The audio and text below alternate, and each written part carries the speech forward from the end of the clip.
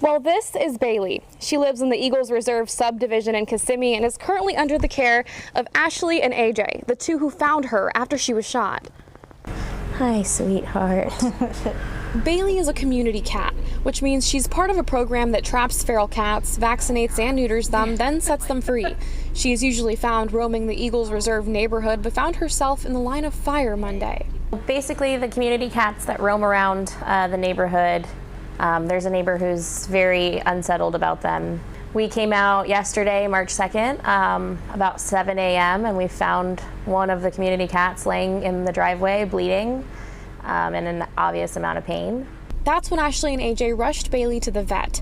The vet then told them Bailey had been shot by a BB gun and that a bone in her paw had been completely shattered from the blast. After the trip to the vet that cost them about $400, Ashley says she made a trip to Kissimmee PD. I met with a corporal, sergeant named Corporal Anthony, and he was really amazing. And within 30 minutes of me being home from Kissimmee Police Department, he had 3 deputies here. Ashley and AJ say the officers were able to retrieve footage from nearby neighbors that confirm it was the uneasy neighbor they suspected who shot the cat.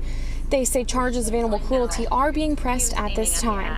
Ashley and AJ are affiliated with a rescue group, which means Bailey is temporarily joining a family of other animals, including cats, dogs, and these little puppies, who are all up for adoption. In Osceola County, Megan Mulatto, WESH 2 News.